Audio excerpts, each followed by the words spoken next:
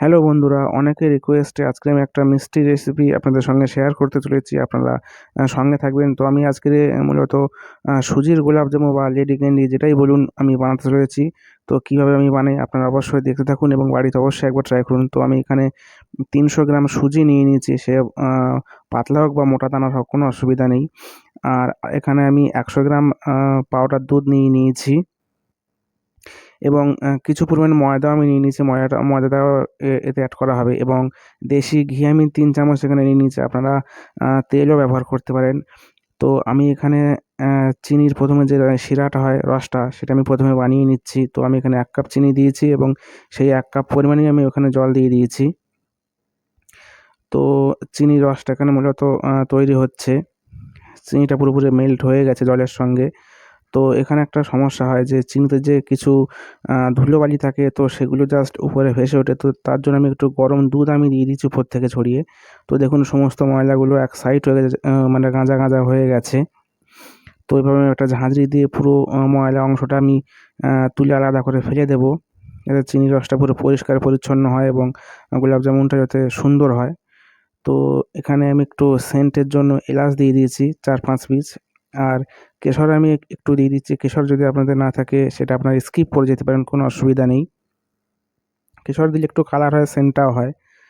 তো আমার এখানে রসটা পুরোপুরি তৈরি হয়ে গেছে। আর আমি যে ৩০০ গ্রাম সুজি নিয়েছি, সেই সুজিটা এবং যে ১০০ গ্রাম পাউডার দুধ আমি একটা মিক্সার গ্রাইন্ডারে ওটাকে আরও মিহি করে আমি ওটা গ্রাইন্ড করে নেব। দেখুন একদম পুরো মিহি হয়ে গেছে আটার মতো।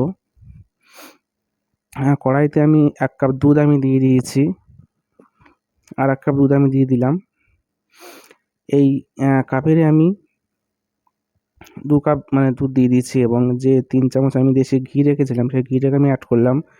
আর হাফ চামচ মতন আমি এলাচের গুঁড়ো দিলাম এবং একটু কেশর দিলাম এবং ১ চামচ আমি চিনি দিয়ে দিচ্ছি এখানে, যাতে একটু দুধটা মিষ্টি, মিষ্টি হয় এবং এতে যে আমি সুজিটা অ্যাড করব, সেটা যাতে মিষ্টি, মিষ্টি হয়। তো সমস্ত উপকরণগুলি একসঙ্গে দুধের সঙ্গে না মেশা পর্যন্ত এভাবে খুন্তি চালাতে হবে। দেখুন দুধটা আমার ফুটে গেছে এখনো পুরোপুরি। তো আমি এই যে এখানে দুধ এবং সুজির যে মিশ্রণটা, সেটা আমি আস্তে, আস্তে এখানের সঙ্গে মেশাবো। একসঙ্গে দিলে একটা দানা, দানা ভাব থেকে যায়। তো ১ম এ অর্ধেক দিলাম, ফের পরে আমি আরও অর্ধেক দিয়ে দিচ্ছি এর সঙ্গে। তো সুজিটা এভাবে অনবরত খুন্তিটাকে চালাতে হবে। দেখুন সুজিটা আমাদের হয়েই গেছে। দুধের সঙ্গে পুরো একদম মেল্ট হয়ে গেছে। তো খুন্তি চালিয়ে, চালিয়ে এভাবে জাস্ট নেড়ে, নেড়ে একদম পুরো মিহি করে নিতে হবে। সমস্ত মিশিয়ে নিতে হবে দুধের সঙ্গে। তো অন্য একটা পাত্রে আমি এটাকে ঠান্ডা করার জন্য ঢেলে নিলাম এবং একটু বিছিয়ে, বিছিয়ে এভাবে দেবো যাতে তাড়াতাড়ি ঠান্ডাটা হয়ে যায়।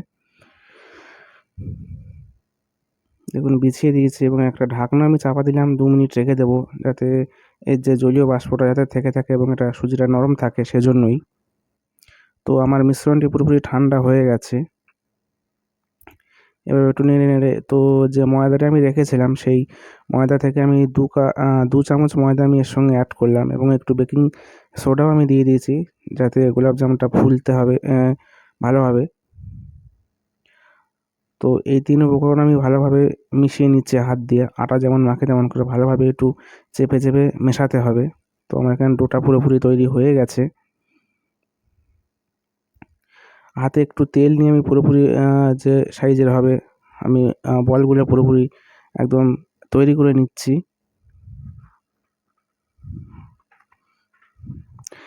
তো মিষ্টি সবাই একটা খুবই সুন্দর মানে রেসিপি, সবাই খুব পছন্দ করে।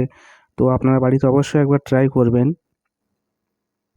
এবং আমার এই ভিডিওটা অবশ্যই লাইক করবেন, ভালো লাগলে শেয়ার করবেন এবং চ্যানেলটিকে অবশ্যই সাবস্ক্রাইব করে পাশে থাকবেন।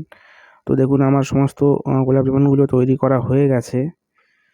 তো জাস্ট ফুটন্ত তেলে আমি গোলাপ জামুনগুলো আস্তে, আস্তে ভেজে নেব। এখানে আঁচটাকে পুরো মিডিয়াম রাখতে হবে। খুব লো বা খুব হাই রাখলে হবে না।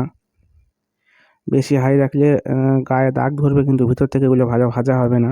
তো এটা হচ্ছে হিট টেম্পারেচার মেশিন। তো আমি এখানে ১৪০ ডিগ্রি হিটে এটা জাস্ট ভাজা হচ্ছে, সেটা আমি মেজার করলাম। তো অনবরত জাস্ট একটা হাতা বা ঝাঁঝরি দিয়ে এভাবে গোলাপ জামুনগুলোকে নাড়িয়ে, নাড়িয়ে ভাজতে হবে মিডিয়াম আঁচে। দেখুন কালারটা এখানে চলে এসেছে গোলাপ জামুনের। আমি এই অবস্থায় তুলে নেব।